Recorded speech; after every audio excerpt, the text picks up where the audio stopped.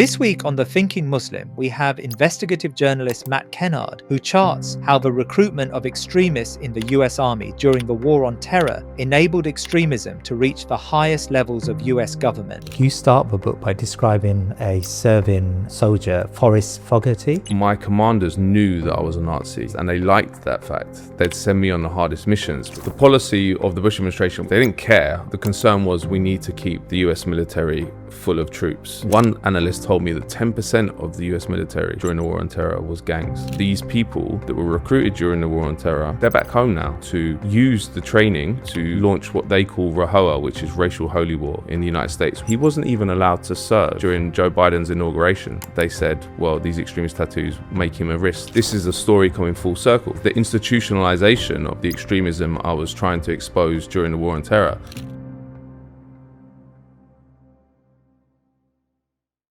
Today on The Thinking Muslim, I have Matt Kennard, who's an investigative journalist and author of the book Irregular Army. The book argues that during the War on Terror, the US military systematically recruited white supremacists, gang members, and convicted criminals into its ranks. And that wasn't an accident, but a policy decision with consequences we're still living with today. Matt Kennard, welcome back to The Thinking Muslim. It's great to be here. Thanks for having me. Well, it's wonderful to have you with us, Matt. Now, I really want to explore the contents of this book. It's a fantastic read. Thank you. And let's start with Pete Hegseth, the so-called self-styled Secretary of War. He's now running for Pentagon. He has a Deus Vult tattooed on his arm, a Crusader cross on his chest, and the word kafir, non-Muslim, or kafir on his forearm. You documented men like him 15 years ago in Iraq. How do we get from Iraq to Pete Hegseth, the Secretary of State for War? Well, the reason I thought it was important to bring this book out again, because it was originally published a number of years ago, was Pete Hegseth, because I'd been investigating the soldiers in the US military for years and actually doing a lot of work to try and reveal these people were in there. And then I was seeing this guy with the tattoos that you mentioned, so Deus Vult, Jerusalem Cross, Crusader imagery, actually just openly having these things on his arm and his chest and being in control, being the highest civilian authority in the whole of the Pentagon. So I thought, this is a story coming full circle. This is the institutionalization of the extremism I was trying to expose during the War on Terror.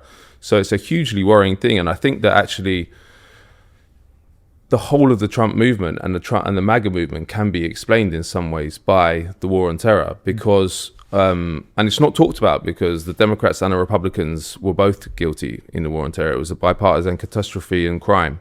So there's not really much appetite in Washington to really look at the War on Terror roots of Trump. But if you look at the pitch that Trump made when he was elected, it was all about, we're going to stop nation building, we're not going to go abroad and spend Americans' money trying to change governments in different parts of the world. Obviously, we know now, and it was quite obvious, I think, at the time, that this was rubbish and he was going to become part of the so-called blob in Washington. But he used unease, anger at the War on Terror years to get elected.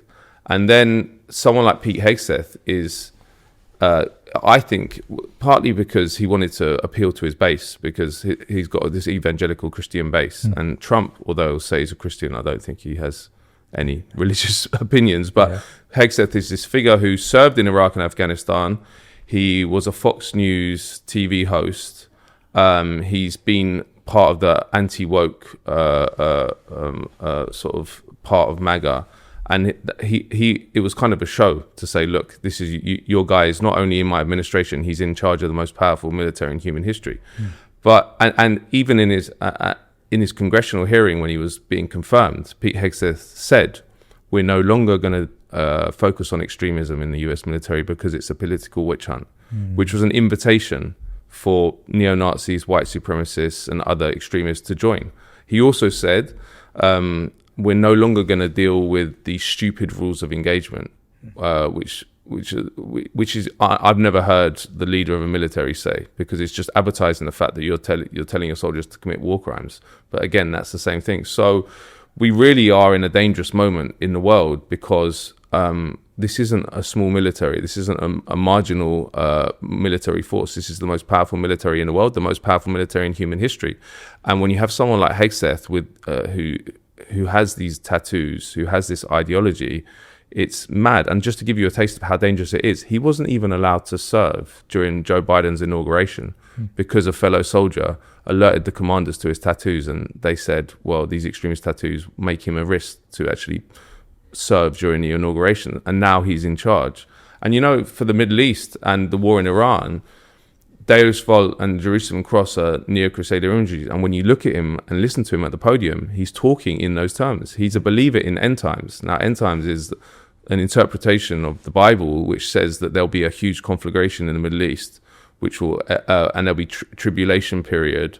And then there's different interpretations. Some people say during that period, you'll be raptured up to heaven with Jesus Christ, or at the end of it. But he believes in all that. So it's very, very hard to imagine, but it's true that policy on Iran and the whole of the Middle East is being guided by this crazy extremist religious extremism. So I don't know where it ends. The US, thankfully, looks like they've been beaten back by Iran, and they've got the tail between their legs, but just recently it's restarted again hostilities. So we don't know where it's going to end. And in fact, I was just seeing today that there's the biggest movement of US military transport flights to the Middle East and the region in history. I don't know if that's true, but that's what some people are saying. So it could be that they're building up for it to start again. But the consequences are being played out, and it's not just the Middle East as well. If you look at what's been happening in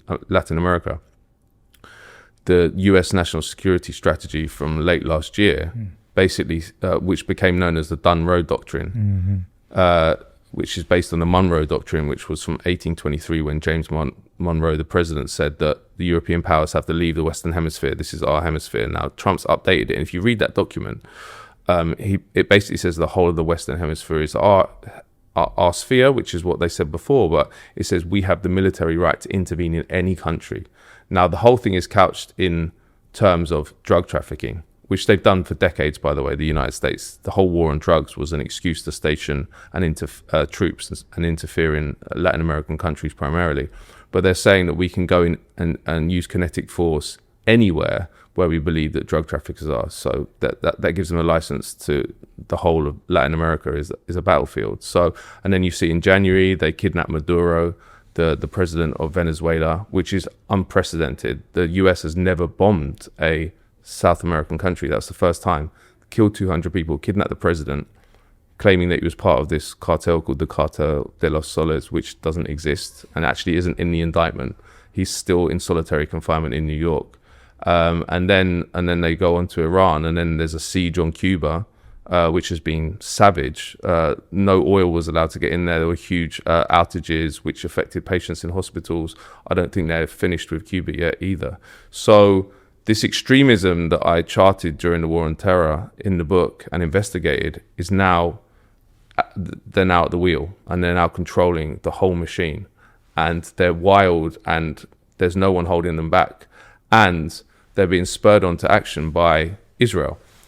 And if you look at, I mentioned that national security document. If you read that, it's very surprising to think that they even went to Iran, because the whole thing was basically about the Western Hemisphere. Yeah. And I think the reason they went to Iran was not because it was in the plans of Trump or Hegseth. It was because the Israelis came. In fact, this came out in the New York Times. Netanyahu went to Washington and gave a PowerPoint presentation to the Trump administration at senior levels of it, and said, look, this is our chance. You have to do it.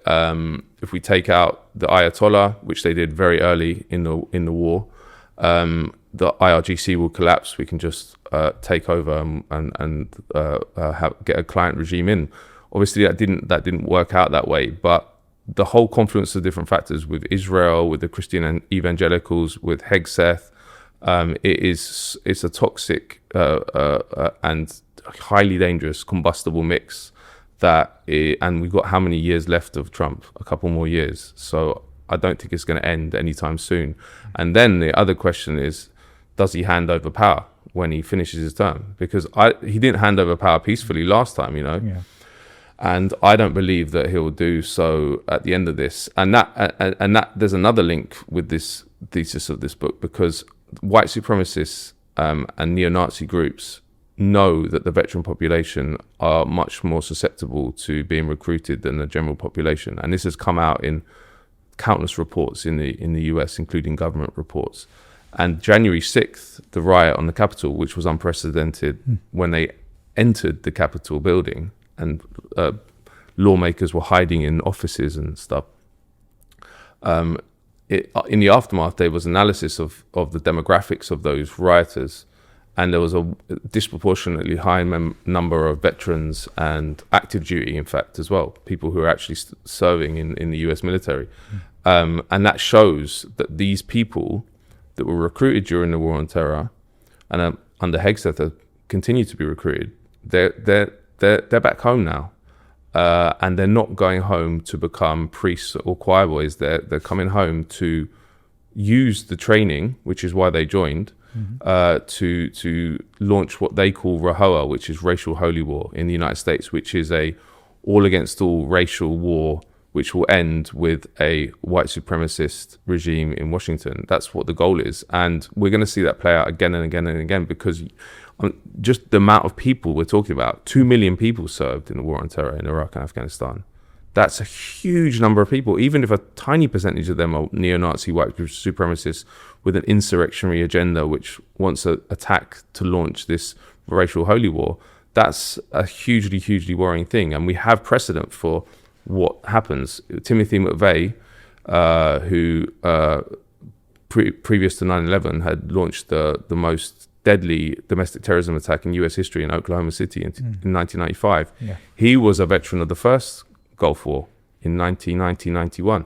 And it took him some years to incubate and eventually carry out that attack. But there's many, many people like him that are now back in the United States. And in fact, in the preface to the book, I go through some of the cases that have been happening over recent months and years. And there's countless attempts at terrorist attacks in the United States by veterans and active duty that have so far been thwarted by the FBI. But all it takes is one of those people to not be thwarted by the FBI, for the investigators to get something wrong, to not see something. And then you're talking about a domestic terrorism attack, which, in the context of everything I'm talking about, could be the thing that pushes Trump to get rid of democracy completely. And I know that sounds like a verbose or whatever, but if you look at Adolf Hitler when he came in Nazi Germany in 1933, the Reichstag fire, which many people now believe was actually a Nazi false flag, that was used as the excuse to pass the enabling laws, which basically turned Germany into a dictatorship and got rid of any semblance of democracy. I really do think we're one attack in the United States away from that happening in the United States. And you see it every day now. Unprecedented things that you could never imagine would happen in the United States are already happening, especially around activists to Gaza, against the genocide in Gaza. But actually, recently, demonstrators against ICE, I don't know if you saw this, but they got a bunch of them got put into prison for 100-year sentences just for demonstrating or carrying out direct action against ICE. That is like something you'd hear from the worst dictatorship. So it's already happening. I would say fascism's already here in the United States, and it's coming here with Reform and Tommy Robinson. All these forces are on the rise, and the war on terror, I think, created the conditions and prepared the ground for them to come to the fore.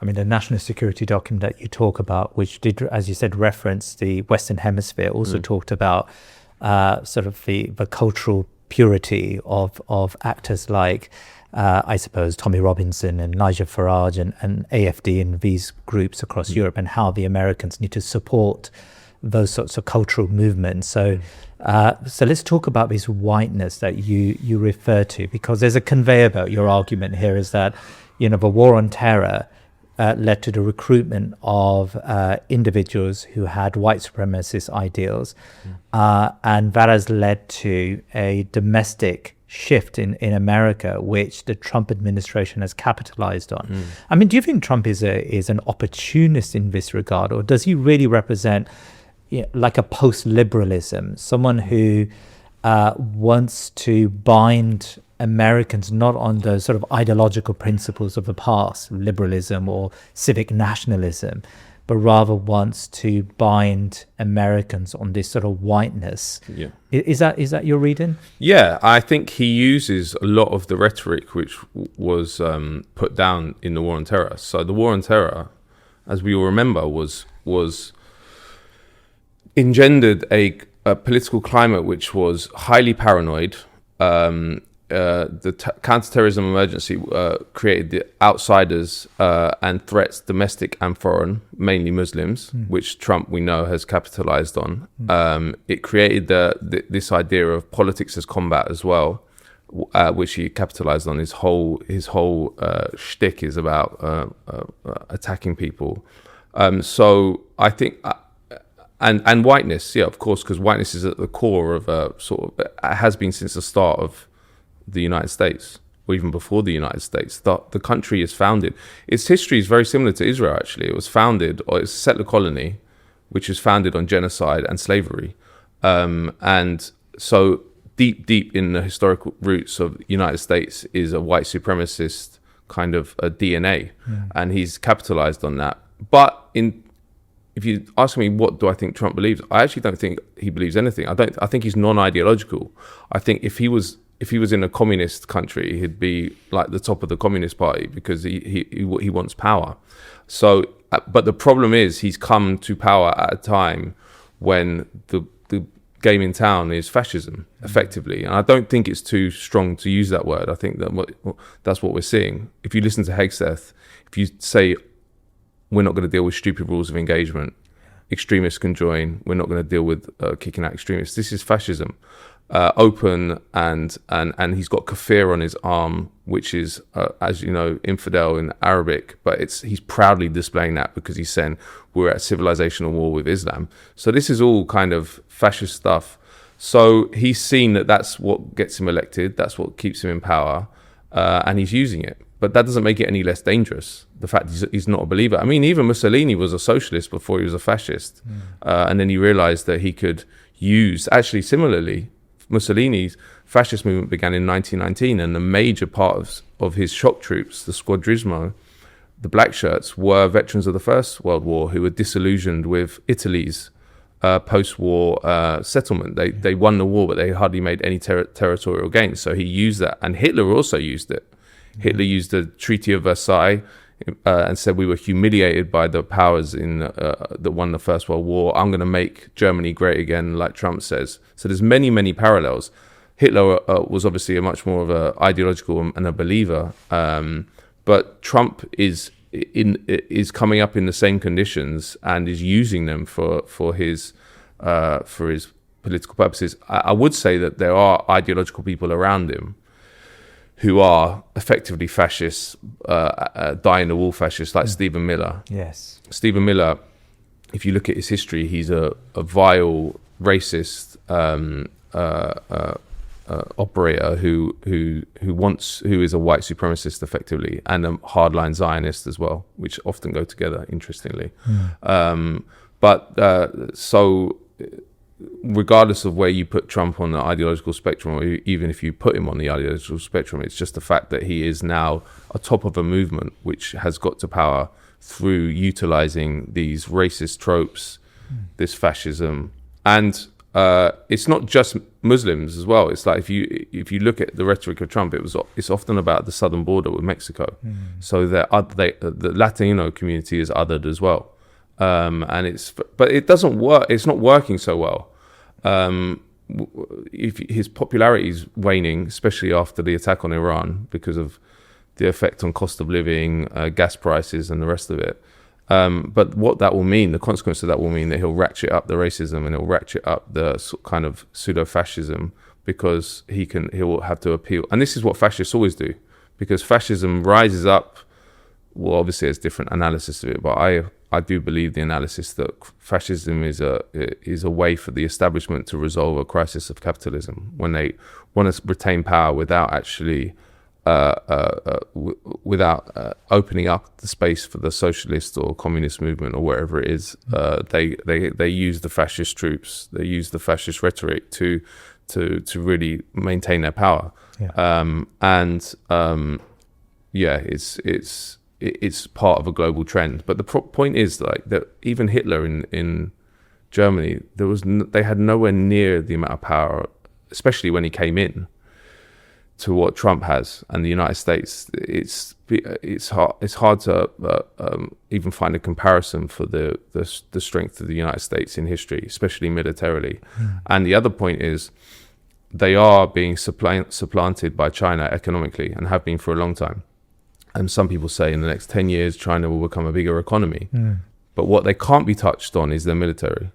As we've talked about on here before, they have they spend the same amount on their military as the next 10 countries combined. According to some estimates, it's $1.4 trillion. That's not the official estimates, but if you sort of do a more rigorous analysis of how much, which is half the budget of the whole of Congress. So when you have that comparative advantage and you have that huge military or losing economic power, the propensity and the incentive then is to use that military power. I think Trump does understand that. So like if you have a hammer that big, everything starts to look like a nail. So they're using it, as I mentioned, Venezuela, Cuba, Iran. I think we'll see more and more of it because China does not seem to see itself as a player in terms of power politics globally, unlike the Soviet Union obviously did. But if that doesn't change, then I think the US is going to go on and on and on and on. What we really need is running water. We're here in Sand Branch, Texas, where they don't have any drinking water. And that's what we're here to do today, to make sure that everybody gets life water. Today, we decided to do a Sand Branch Day of Service. We gave out water to everyone, which is what everyone needs every week.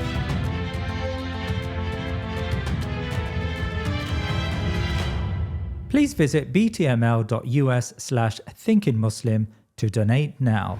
Yet that military power fails the Americans. I mean, the Iran war, by even conservative estimates, people in elite circles in America now recognize that was a devastating failure and it was a humiliation on behalf of the Trump administration. So what's the sort of disconnect here? Why is it that the Americans cannot use its military in an effective way, even though, as you said, it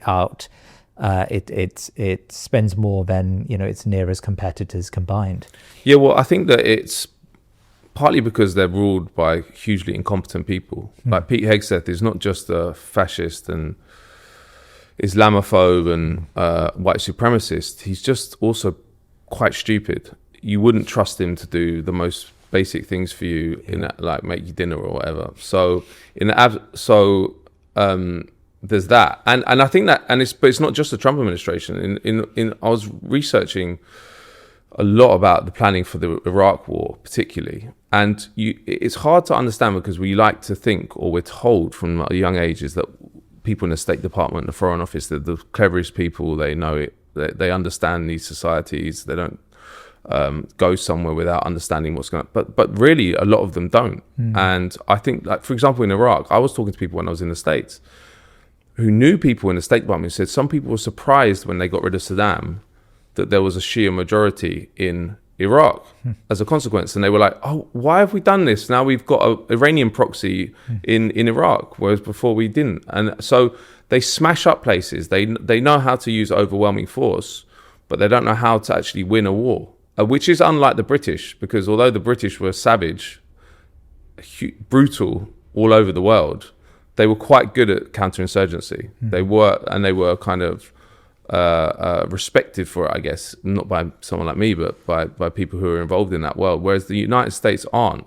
But the other point is they don't want to commit, or they're not ready to commit large land armies, which is like, and that's kind of the thesis of the book, in that the build up to Iraq, if you look at what they want, the recommendation from kind of the 90s was that they needed a force of nearly 400,000 troops. Now, Donald Rumsfeld, his whole idea was He that was the Secretary of Defense. Secretary of Defense Yeah. under Bush, and he was Secretary of Defense when the attack on Iraq happened. And he basically, there was a massive, what was called a war within the Pentagon, where he was pitted against Eric Shinseki, who was the chief of the army. And Eric Shinseki believed that you need a large land army to take out a leader like Saddam, but also stabilize the country. Rumsfeld was like, no. What we need is special force inspired missions. So you send small amount of special forces, you bribe local warlords, like they did in Afghanistan. They took Kabul within a couple of months, and they did that mainly through the Northern Alliance, which they used and funded and took over very quickly. Obviously, it didn't end up going to plan. They left 20 years later and the Taliban took over again. But his idea was this special forces style thing, and it doesn't work. It's cheap. It makes it. I understand why, if you're in control of the Pentagon, you want to do it, but it doesn't work. So they're not committed to doing it. And also because of Iraq, because it was such a disaster, they don't, like Vietnam was actually, they don't want to do it again for political reasons. Like Trump, I think probably, if he thought he could get away with it politically and he'd survive, would do a land invasion of Iran. But it won't. First, it would be a complete disaster because the topography of Iran is much harder than even Iraq, and they've been planning for a guerrilla warfare campaign against a US invasion for decades. Yeah. But so he wants to do what they did in Venezuela, where you send in Delta Force, steal the president. But then that doesn't work, because in Iraq, what's Venezuela now? Yeah. They've got the same government in place, but with a new leader. And admittedly, Delcy Rodriguez, who replaced Maduro, does seem to be doing the bidding of the United States, but they haven't done regime change. So I think that they haven't found a strategy which works for the domestic political constituency that they want to keep on side, and actually carrying out the goals of regime change. But that's the reason the United States hasn't attacked Iran. Yeah. Until now. They've wanted to get rid of the Iranian government since 1979, when the Islamic Revolution overthrew the US-backed dictator, the Shah. That's been a lot, and there was talk all the time around the time of the Iraq invasion that they were going to also go to Iran, but they never did. And there's a reason for that. And we've seen the reason for that. Iran handed the United States their ass, really. Sorry to use a rude word, but they did. And it's been really a huge failure, as you mentioned, a huge failure. And so I think that going forward, the other point about Trump is, I don't know what the strategy is. I don't know what even the war mission changed from day to day with Iran. It was actually hard to decipher why they were attacking Iran. Yeah. Even from stated reasons. Like one day it would be human rights, then it would be an attack on Israel, then it would be the Strait of Hormuz. None of it made sense, and I don't think they knew. So there's a lack of strategy. There's a lack of commitment to the forces that are really needed to do the job, and and there's just stupid people as well. So let's go back to your book. You start the book by describing your first meeting with a serving soldier, Forrest Fogarty, who's also an avowed white supremacist. Like, I think it was in a bar in Tampa. Yeah. What did that encounter tell you about the mindset of these people? Well, it was quite a scary experience, first of all, because he wasn't like he's not like, I'm not saying white supremacists are cuddly people, but they can present themselves in a more civilized way, whereas he was like a proper neo-Nazi, like, white wife beater vests, swastikas and all that kind of stuff. Yeah. And bloviating when we were at dinner about Jews and black people and in front of a lot of people. But I went there and I was quickly realized that this character was a great window into the story, but also into what happened in Iraq more generally, because he was talking about his time in Iraq and he was saying, my commanders knew that I was a Nazi and a white supremacist, and they liked that fact. They'd send me on the hardest missions because of that, because they thought I was hardcore, they thought I was warrior-like. And you can just guess what was happening in Iraq. and Afghanistan, by the way, because there was a picture of a group of US soldiers with SS bolts that came out of Afghanistan. So it was happening in both places. But so he was basically saying it was open season, and you could do what you wanted there. And I then interviewed more and more of these neo-Nazis, and I had the same thing again and again and again. And you know, these are people that operate in a environment that is basically legal impunity. You can do what you want. And also the war in itself, and this came out from other veterans that I spoke to that weren't neo-Nazis but had served and then turned against the war. So veterans against war and stuff in America. They were talking about how the war in itself was racist, and it was imbued in the whole mission. So you'd be in these bases with highly fortified bases, blast walls around them, and then the people on the outside would be completely dehumanized. And there was a term that they all used for the Iraqis, which was hajis, which is a racially derogatory term. And then they knew that they could get away with anything they wanted. So when you put those two things together, they've got a automatic rifle. You can imagine how many atrocities were committed. He didn't tell me about atrocities that were committed, but I'm sure him and others were involved in them. But the interesting thing is you could get a clue of what happened in Iraq only by what happened in the United States, so where the rule of law can't be as easily discarded. So in one case, there was a guy called Kenneth Eastridge who served in Iraq, and he came back and killed a fellow soldier in the United States. And after that happened, his MySpace page was publicized, and he had SS bolts, which is neo-Nazi insignia. And he was holding. There was a picture of him with a dead cat in Iraq. He said, "Killed another Iraqi pussy." And so he was a neo-Nazi serving openly in Iraq. He killed a soldier back. That's how we know about it. But in the trial of Kenneth Eastridge, they were talking about what was happening in Iraq. And someone in his platoon said, "We used to go around in a tank in Baghdad taking pot shots at locals."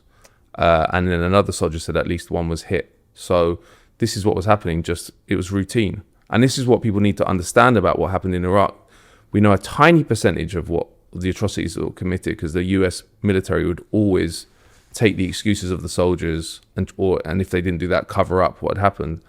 So, but what we saw is that it was complete impunity, open season. And there was quite good work done on this by Chris Hedges and Layla Al-Arian at the time about how it was just routine massacres. And the US had a history of that. In Vietnam, it was the same thing, where one massacre became mainstream, which was the My Lai massacre, which was revealed by Seymour Hersh. But historians now and people who analyze what was happening in Vietnam said that My Lai was happening every week. There were massacres every week. And actually it's in the interests of the US military to promote these so-called singular atrocities, because it puts in people's minds that this was an outlier, number one, but also that it was bad apples. It was just a few people, whereas it was in Iraq and Afghanistan and Vietnam coming from the top. People, the level of impunity. And in fact, even a soldier I interviewed was saying that commanders and generals in Iraq were using the term Haji. So this dehumanization of the Iraqis and Afghanis as well was just coming straight from the top. And then there was another case which I linked to this policy in the Pentagon, where they were just getting rid of all regulations, was the Mahmudiyah massacre in 2006, which again became quite famous, but was routine. But in 2006, just south of Baghdad, a group of American soldiers went to a house in Mahmudiyah, separated the 14-year-old girl in a house from her family, went into the room where the family were, killed them all, went into the other room where the 14-year-old girl was. They all raped her, then killed her, then burnt down the house. And they told the US military that it was the work of insurgents, which happened a lot, by the way. That was how atrocities were covered up. If you burnt down the house and just said it was a work of insurgents, it was like, fine, that's fine. But anyway, this time it didn't work because one of the soldiers had a crisis of conscience and alerted his superiors. But the leader of that massacre, Stephen D. Green, he got into the US military on a moral waiver, and that was another program which ballooned during the War on Terror. Moral waivers are waivers that you give to prospective soldiers who are guilty of felonies or serious misdemeanors, which under normal times would be a bar to enlistment, but you can give a moral waiver, and that was just given out like candy at the time. So you can see, and there's a reason they have regulations in place for people who are guilty of murder, rape, all these awful crimes, because you don't want to put those people in a country like Iraq and an occupation. And you saw the results, but the Pentagon don't care. They didn't care at all. Their priority was not the occupied populations, or even the US troops themselves, by the way. That what it was getting the war mission done, and they would do anything, and keeping the US military stocked with troops, which they managed to do. But the other point is, what they should have done when the war didn't go to plan, and Rumsfeld's idea that they'd be drawn down within 4 years with completely with a residual force of 5,000 troops, when it was clear that that was complete madness, they should have then instituted the draft, but they never did that, because the memories of Vietnam and how that had turned the domestic population against the war. So they didn't want to do that. So they just ended up just eviscerating the US military. In a way, actually, I did do quite a lot of historical analysis and comparisons. I don't think there's ever been a full works facelift of the US military like happened under the War on Terror. And as we've started, it then became institutionalized. And we've now got the guy who said, not only is this okay, but I'm going to make it official policy. So it's very, very worrying for anyone who's at the wrong end of US bombs now, because even the people flying over Iran now, or not now, but in recent months, for example, the girls' school that was hit, 160 girls killed in one of the first acts of the Iran war. Who knows who that Air Force pilot was? Could have been an extremist, and they're all over. They've been enfranchised, as I mentioned, by Hegseth. They've been legitimized. So these people are in control of some of the most sophisticated and deadly weaponry in the world, and there's thousands of them now. I mean, Matt, what you say there is, it's shocking to hear. The actions of these white supremacists in Iraq. So let me get the story right. The Bush administration wants to fight this war on terror. It can't institute a draft because that's politically, not convenient to do so. And so it uses these moral waivers. It recruits white supremacists because, of course, they will be hardened fighters. Yeah. Say, so there's a convenience there to have these people on the ground, and the army, the American establishment, just overlook any of the extremities that come from them. Yeah. So the logic really is to recruit enough soldiers to fight the war on terror. But then you talk about a blowback, because these people returned back to America.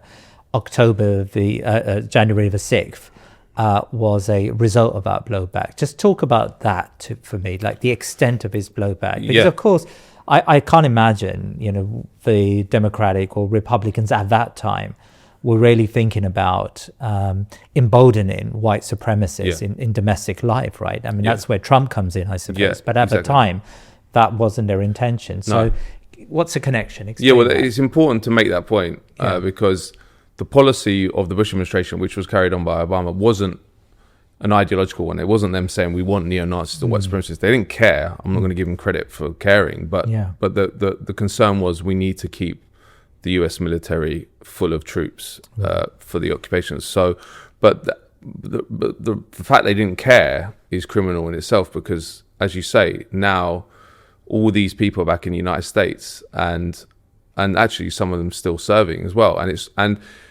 it's important for people to understand the United States is quite a unique society in terms of the West, because the military has such a huge role in their society. I mentioned how much of the budget goes on it, but it's also the amount of personnel, the amount of bases. The geography of America is just, it's got so many bases, and a lot of them are in really areas that, like, for example, Fort Bliss in Texas, which is near the border of Mexico, and that has become a major place of drug trafficking, because Mexican drug cartels see active duty soldiers particularly as a great people to recruit, because you can operate on a base much more openly. Well, not openly, but you can do stuff on bases that you couldn't do in wider society. The law enforcement pressure isn't the same. You can move around more easily. And so if you have an institution that important, and you're talking about the changes I'm talking about that happened, of course that's going to percolate out into wider society. So all the ailments that you're seeing and you saw in the US military percolate out into wider society. And that goes from extremism itself, that goes from gangs, drug trafficking, criminal activity, mental health crisis, because the other point is they didn't treat people with post-traumatic stress disorder, of which at one point 20% of US troops had post-traumatic stress disorder. And to go to the same thesis, they couldn't afford to kick them out anymore, or they couldn't afford to treat them. They put them back into Iraq and Afghanistan for longer tours as well. There was a program called Stop Loss, which lengthened tours. The gap between tours shortened. So all this meant that you were breaking the minds of US soldiers. So all these people, damaged people, back in the United States. And you see it, on a local, I said that there hasn't been a mass casualty attack, which is true. But if you look, there's been many, many small-scale attacks that haven't got into the news over here. And if you look at local news reports from around bases, there's loads of criminal activity happening. In fact, there's just a book out by Seth Harp, which is called The Fort Bragg Cartel, which is about criminal activity on Fort Bragg amongst the special forces. So it's like, on a micro level, it's happening massively, and in the communities around it. And so... and it's not something that's going to go away. You can't kind of light that fuse and then it stop. It blows up eventually, and it takes some incubation period. And I do think that we're waiting for some kind of mass casualty attack from the neo-Nazis. But in terms of the drugs, the violence is already happening, and the gangs is already happening, because the gangs is, even in terms of numbers, much more serious than the neo-Nazis.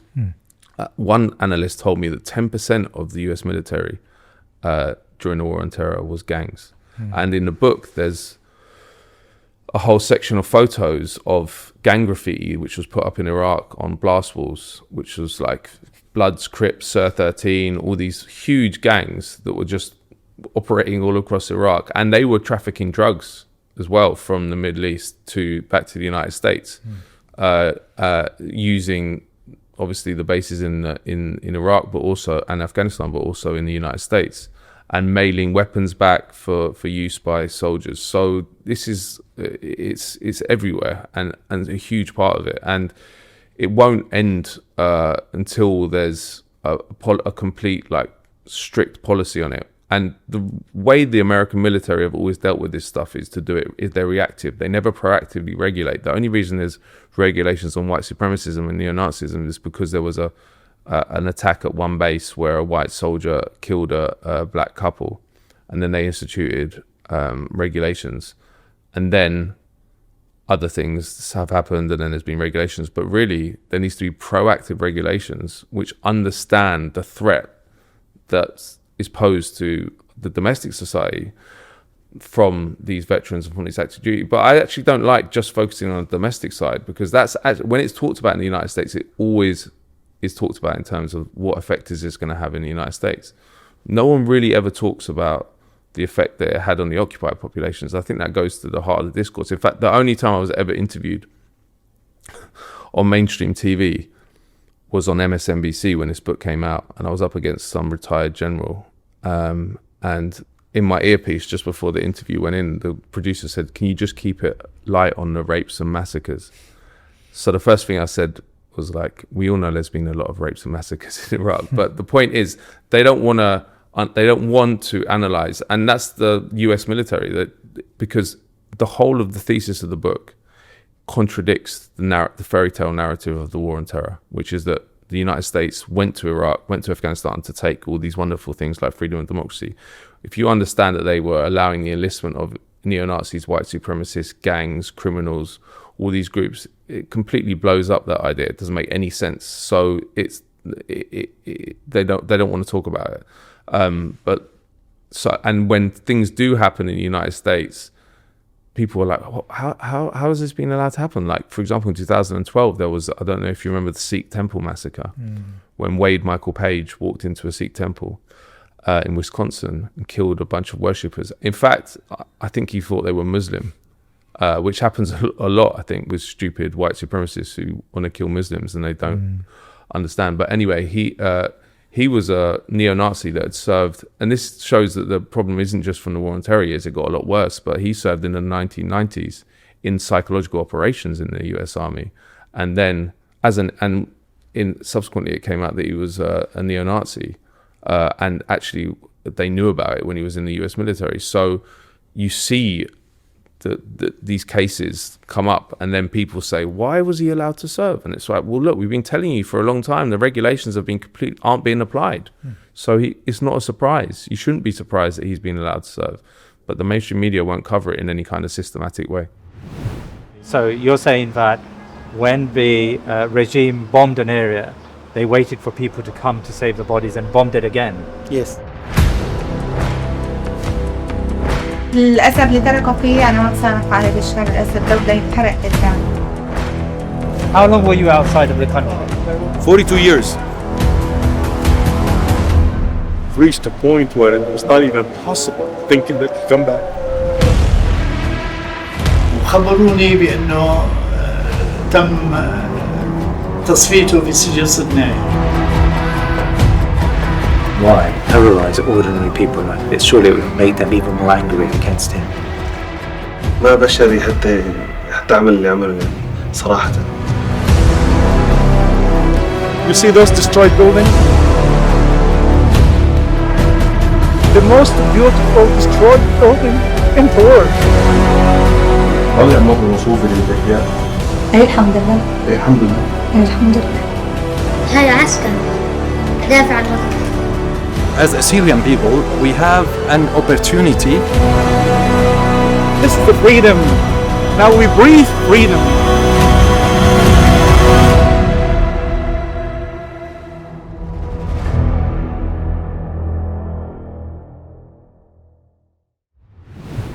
Matt, when we talk about white supremacy, like what is it exactly that we're talking about here? I mean, in your book, you talk about your meetings with these white supremacists and how they, in a way, list their grievances.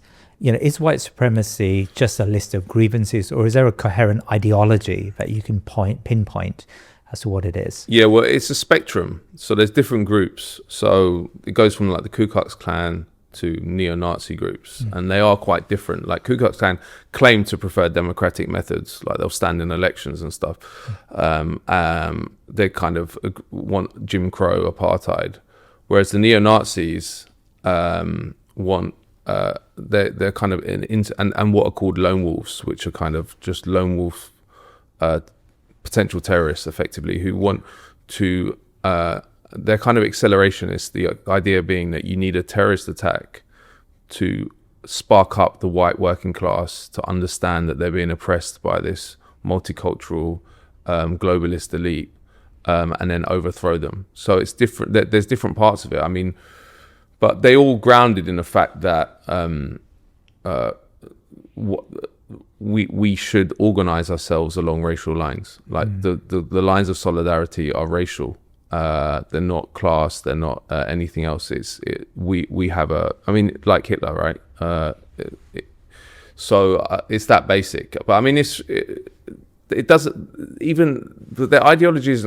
The other thing I found, it wasn't coherent. Like if you started probing it, because many of them, the neo-Nazi ones, didn't believe in the war in Iraq. They were highly critical after serving it. They said we went to war for Zog, which they call Zionist occupied government, which is an anti-Semitic conspiracy theory.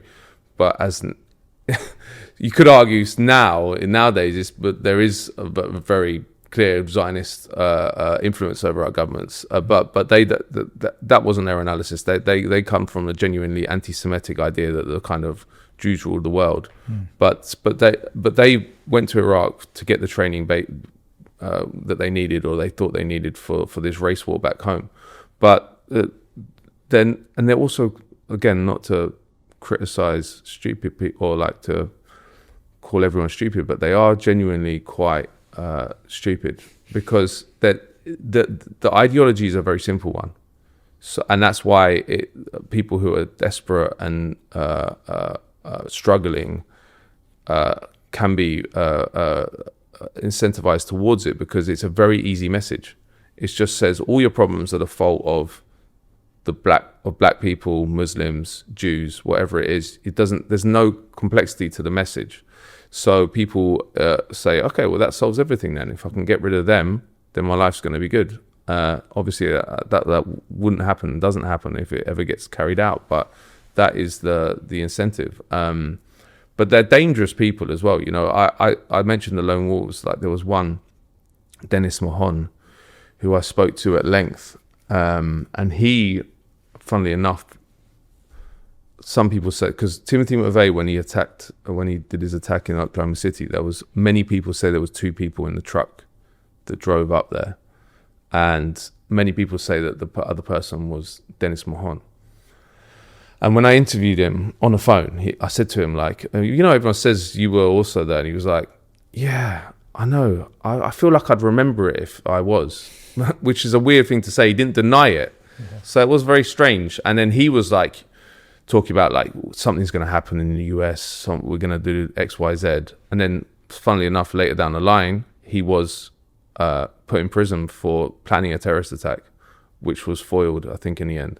But there's a lot of people, and a lot of them don't like the sort of more showy neo-Nazi people, because some of the neo-Nazi groups I interviewed, they'll go to on the streets with like jackboots and swastikas and stuff, and they say that they're kind of looked down upon by the lone wolves, because the lone wolves see themselves as more serious. They'll say, well, no one knows who I am, but they will find out who I am later down the line when I do X, Y, Z. So yeah, there's a very, very, and they all hate each other. That's the other thing. That's very, very sectarian, because partly because it's quite small, but also because of the differences I've talked about, you know, between the ideologies. Like there's huge lines between all of them. The book is framed, I think, implicitly around a conversation we had previously, that of imperial overstretch, and the idea that long wars erode the institutions that are fighting them.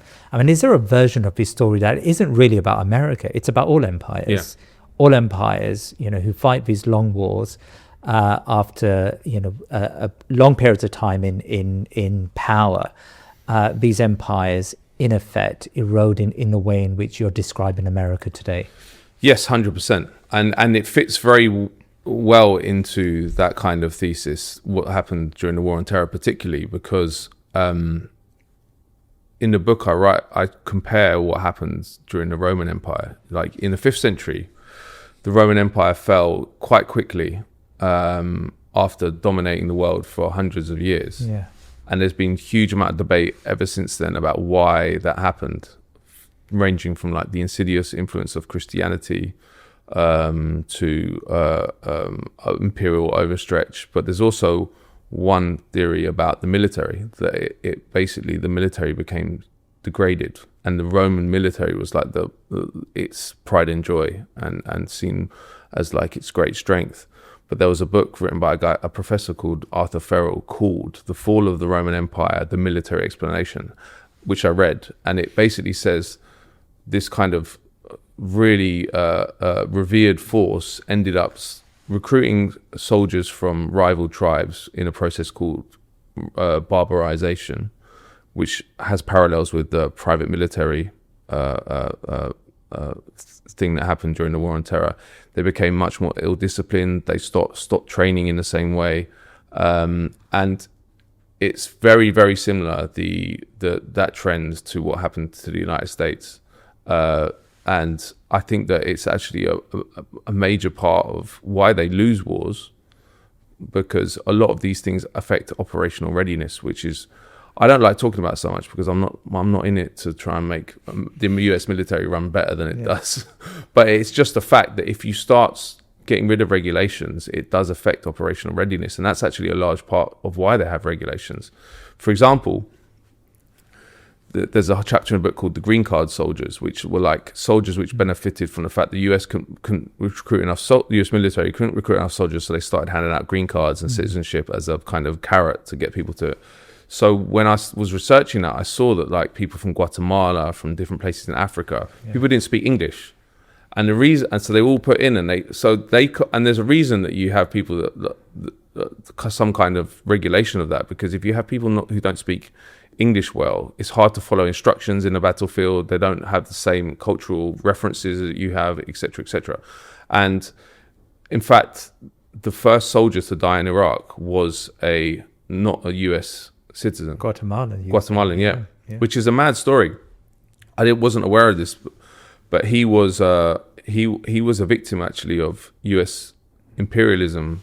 His whole life had been affected by it because Guatemala had a democratically elected socialist. He was kind of a democratic socialist president, and he was overthrown in 1954 by the CIA, which was the year after they overthrew Mossadegh in Iran as well.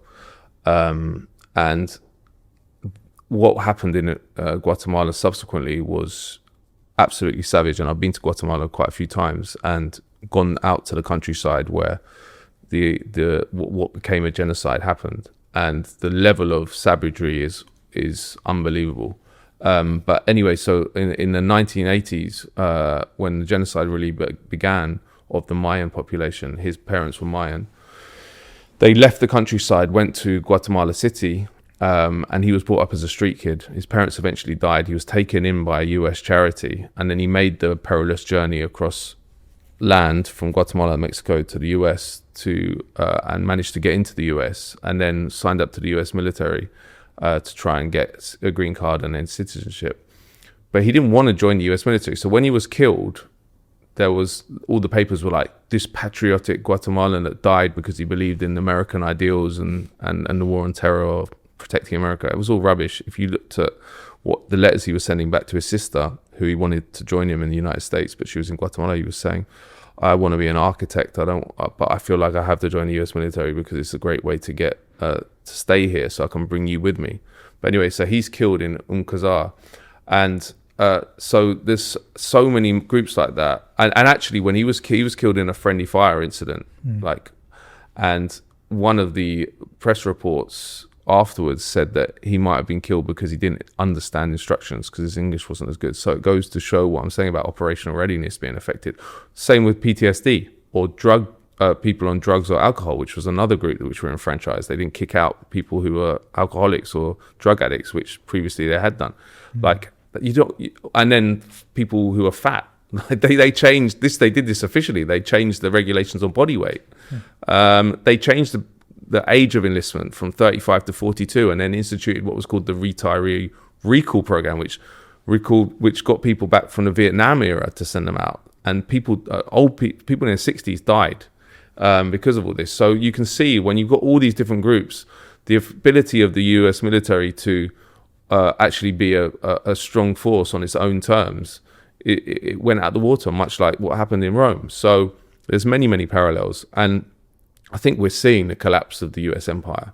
The problem is, I don't know how it ends externally. My belief is that the US will collapse internally is much more likely if you look at the social problems. And that's partly linked to the military as well, because the military sucks up so much resources and increasing amounts of resources. If you look at Trump, he said he wants to increase the Pentagon budget even more.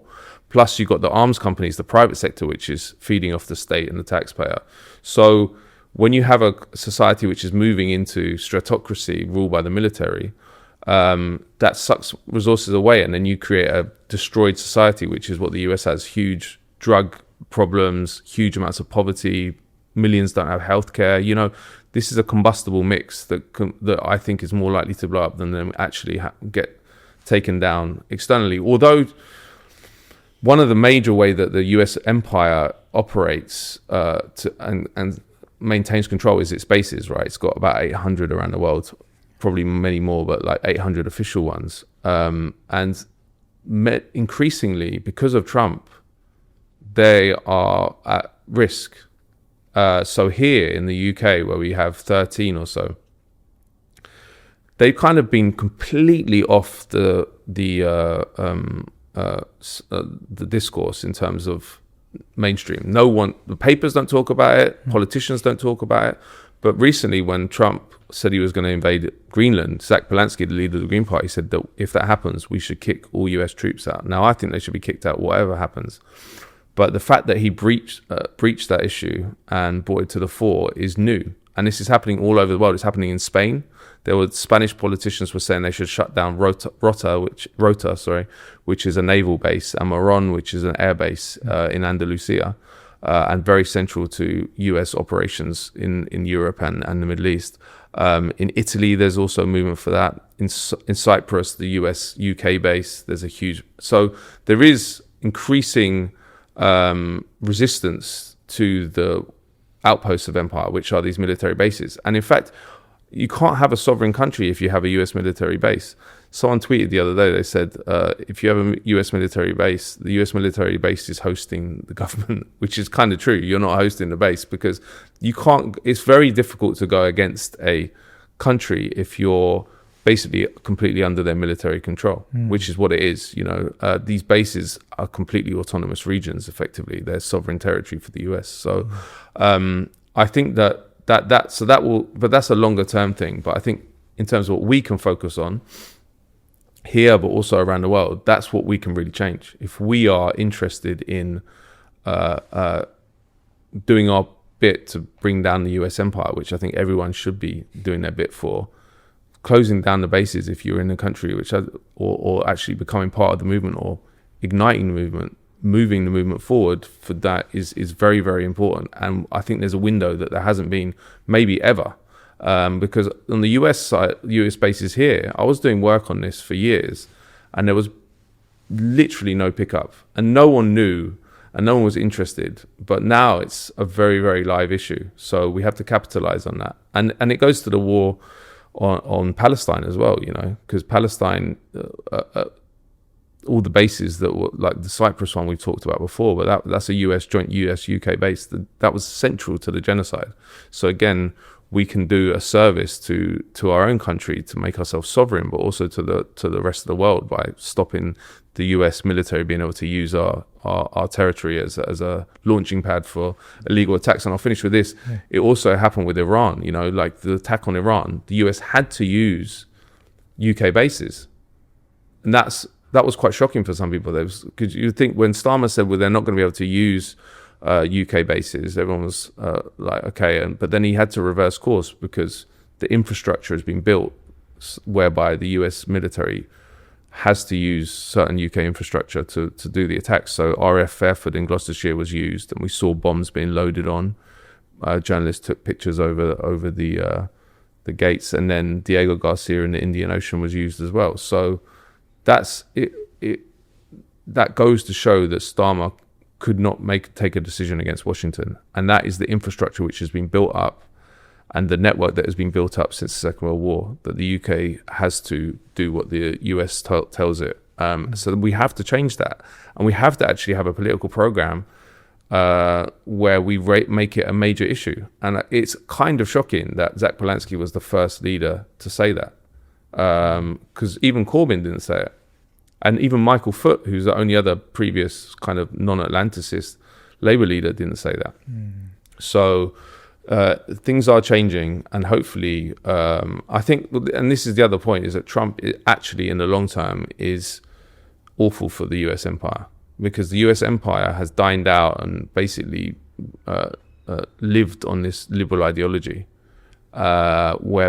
which is useful for what I'm saying. It's useful if you station your troops and bases all over the world to say, well, we are a benign force or even a benevolent force, and we're safeguarding democracy. Yeah, we're safeguarding democracy. It's about security. We're the global policeman, but we do it for a good cause. When Trump comes up and takes the mask off and says what is really happening, it makes it much harder to justify and legitimate those assets, which is what's happened. So, and there's a reason why that's why the ideology was created.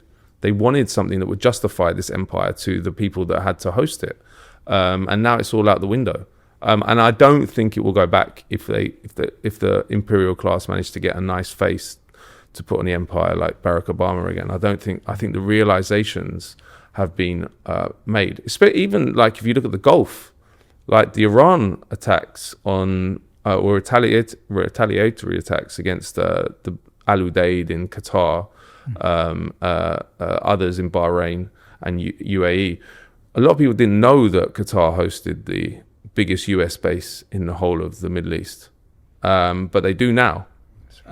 So that knowledge is, and it's even, I don't know too much about the domestic political situation in the Gulf states, but I hear that there's increasing opposition to it from the populace, and maybe even in the regimes themselves, because they don't want to make themselves a target.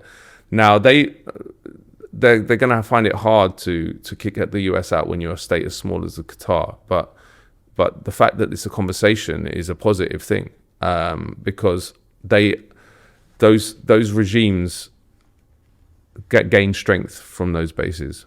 Go on, sir. No, absolutely. In fact, there is a very rigorous conversation now about American security guarantees all across the Gulf.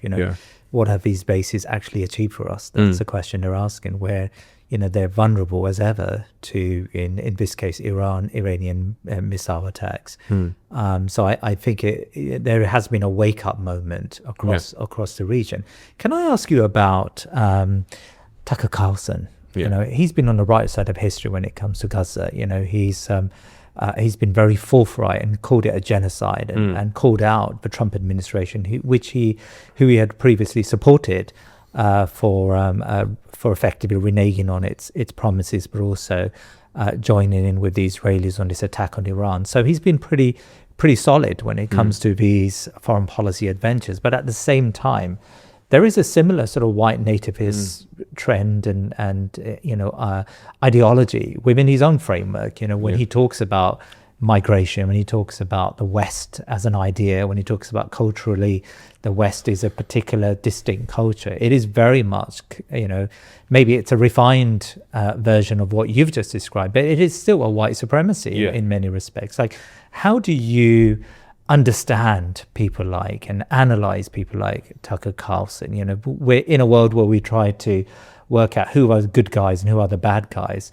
Tucker Carlson, I think, is a difficult one to read in that sense. Yeah, he is. I mean, in some ways, because of the urgency of Gaza and Palestine, I don't think we should worry too much about his opinions on other stuff. Like, I don't think that goes as far as neo-Nazis, because there is this debate. Like people like Fuentes, I think it's a mistake to even think that they could that we should have anything to do with them, and the same with neo-Nazis here. But Tucker Carlson's a bit, he's not quite in that bracket. And he has been brilliant on Gaza. And he's the most influential journalist in the United States. So you'd have to be mad to try and push back against that. Like, which some people, I think it's strategically a huge mistake to do that. I mean, obviously he has some unsavory views that I don't agree with on the more social stuff, but I'm not promoting those views. But if he's opening up a discussion about Gaza, if he's allowed, like someone like Nick Maynard, the amazing doctor, like he was on his show recently, so he's gonna his words and his experiences in Gaza are gonna reach millions of Americans. And Israel couldn't do what it does without America. So this is revolutionary, which is why Tucker's under such major attack by the Zionist lobby. So I think that and the same goes kind of for Candace Owens as well. She has some madcap conspiracy ideas, but she's actually been very good on the genocide as well. So why would we push them away? I mean, it doesn't mean you have to agree with everything or even promote the other opinions, but I think that strategically would be making a massive mistake not to. The question, I mean, someone like Norman Finkelstein has said that we should be much more careful about it, but I don't really agree with him on that. The urgency of Palestine now is so acute that we have to take anything we have, especially on the scale of Tucker Carlson, because Palestine, they're enacting their final solution. Gaza's basically destroyed. They're now occupying 70% of it, probably permanently. They're ethnically cleansing the West Bank, and is effectively a genocide in the West Bank, and one which will escalate, and then a genocide against the Shia in Lebanon. So it's now or never. So and that they want to hold together enough power that they can get it all done under Trump. So we have to stop it now. So I mean, that's my opinion on it. I think that, and also I don't think he's accused of anti-Semitism, but then everyone is who speaks out against. Like, he's never said anything anti-Semitic at all. I mean, he had some horrible views when he was on Fox, not just about white supremacist stuff, but about, he was a real right-wing neocon, supported the war in Iraq. But he's open about this stuff. That's what I like about when he talks about that. He says, I got it wrong. Now, and the other thing is his opinions on the other stuff might change gradually. Like that's that he's open-minded, it seems. And there's no incentive for him to do that. You know, I was watching a podcast, I can't remember who he was talking to. I think it might have been his brother, but he was talking about how like the Zionists had actually said that, like, threatened him and his family with physical violence. So when you have that much power and you're willing to take that risk, respect, because you've not got anything to lose for that. And also then you compare it to someone we're meant to revere, like Bernie Sanders, who, yes, I do agree with him on a lot of different issues. He was awful on a genocide and is still awful on Israel. He says that he's a Jewish supremacist who believes that the Zionist entity should have a Jewish majority which lords it over the indigenous people. So do I then meant to go that way? That doesn't make any sense to me. And with Bernie Sanders' case, he didn't even call for a ceasefire until way into the genocide. In December 2023, his statements on the mainstream media where he was saying we shouldn't have a genocide because we got to kill Hamas or whatever it was, that was promoted by AIPAC. These are things that for me are a red line. There's no way back from that when you're watching a genocide in live stream, and it was clear from the first day, it was clear from October 7th what was happening. They just went nuts and bombed and destroyed everything they could. So that purity politics is, especially when on an issue this serious, and especially on an issue where the governments themselves are all aligned with Israel, and we're trying to get the population to go against their governments, which is happening slowly. Why would we ignore the fact that... And the other point is, look, right-wing people are not all monsters. Like many right-wing people have been shocked by Gaza, like all of us, because they're human beings. They feel the pain we feel when they see kids getting their heads blown off. And a lot of people have been changed. And there's been a process of understanding the world, which is I've not really seen in my lifetime before. So we have to be open to that. We can't be judgmental all the time and say, well, you did this, you did that, you did that. People have to have their eyes opened by facts, and then they have to be helped along. And so that's my position on Tucker. Oh, great. And one final question, really. It's more on a domestic level. Andy Burnham, today he gave a speech where he said that he's going to be a circuit break on Westminster. And, he talked a lot about, how he wants to do things differently. From where you're sitting, your observation of Andy Burnham, is he more of the same, or is he really going to be a genuine break from this sort of genocidal Labour Party? No, I think he's more of the same. I think he's actually got a worse record than Keir Starmer did pre-leadership. If you look at, so he served under Tony Blair and Gordon Brown. He was health secretary under Gordon Brown, and subsequent to that, he was praised by the Conservative for his privatisation of the NHS. In 2003, supported the illegal war in Iraq. In 2010, he was asked about it, and he said that I don't go back on the original decision because it gave 20 million Iraqis the chance of a better life, and said that I would proudly follow Tony Blair's lead. So this is after 1 million Iraqis have been killed and the country had been destroyed, civil war. So that's psychopathic behavior. He's also, in 2004, went to Israel, paid for by Labour Friends of Israel and the Israeli Foreign Ministry. The chair of Labour Friends of Israel at that point was James Purnell, who is a hardline Zionist and a corporate lobbyist who he's just appointed as chief of staff. So that's another window into he hasn't changed.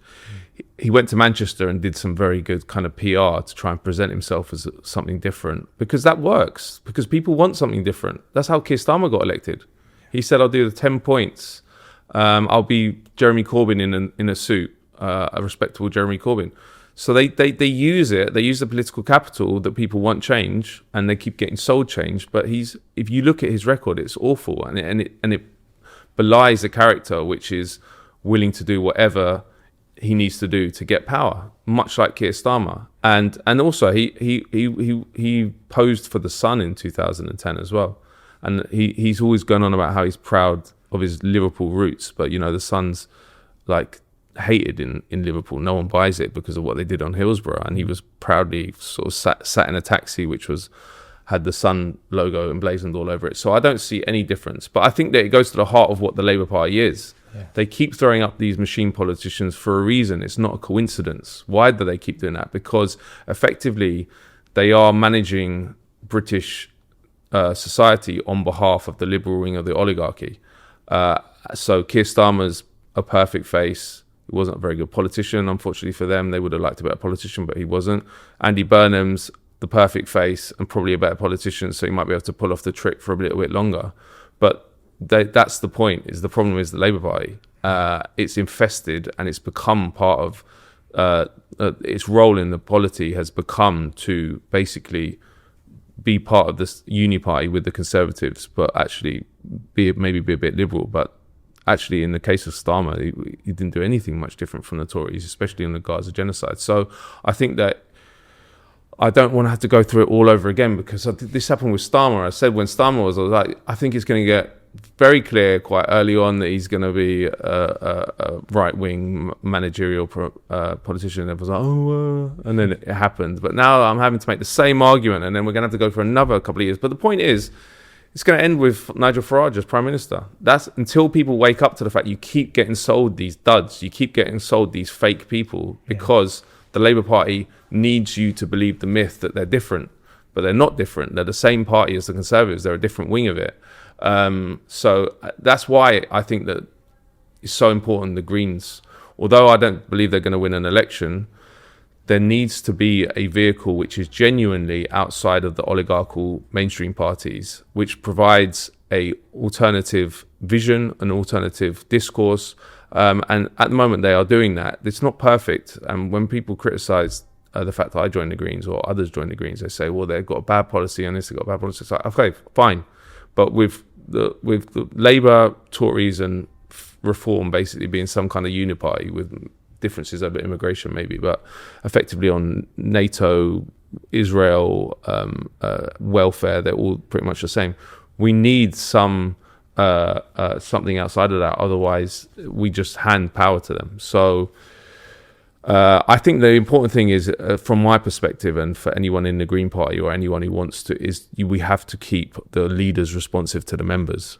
That's the main way, because when someone like Polanski gets increasingly popular, that's when the British state launches its various mechanisms of co-optation, which it does again and again and again, because when it sees a threat, it wants to see it off by co-opting them. So Polanski gets pulled in all sorts of directions. His policy prescriptions get less radical, blah, blah, blah. So we need to, as a membership, really make sure, hold his feet to the coals. And a good example of that is the anti-Zionism motion, which is a radical. It shouldn't be a radical motion, because anti-Zionism should be kind of every progressive's opinion, but it is radical, and he has been pulled to basically he can't criticize it. He hasn't come out in favor of it, but he hasn't criticized it, which is huge. If this passes, and it will pass if it's allowed to go to vote, this will be the first mainstream party in Europe that is officially anti-Zionist, and they won't be able to. Well, they'll try and say it's all about anti-Semitism, but obviously Zach Polanski himself is Jewish, so it's harder for them to do that, although they still try. But that is the proof's in the pudding. If that can happen, we've already made it. That's a massive gain for the pro-Palestinian movement. That's a massive gain for Palestine. And the reason there's such pushback is because the levees will breach.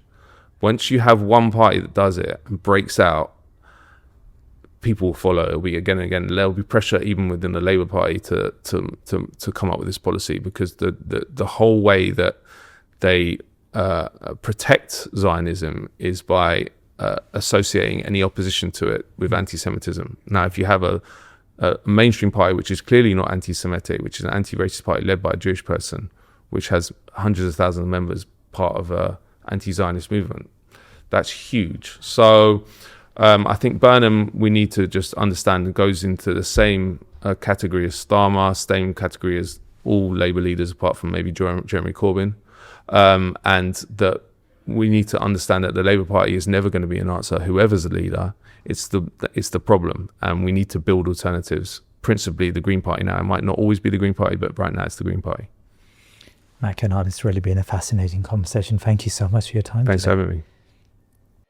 Assalamu alaikum. Now you've reached the end of this show, and the fact that you've stayed until the very end tells me that you truly believe in our work. Please consider making a one-off donation or becoming a member by visiting thinkingmuslim.com/membership. Now your contributions give you exclusive behind-the-scenes access and the ability to ask questions to our guests, and monthly calls with myself, my team, and our guests like Sami Hamdi. Jazakallah khair, and keep us in your du'as.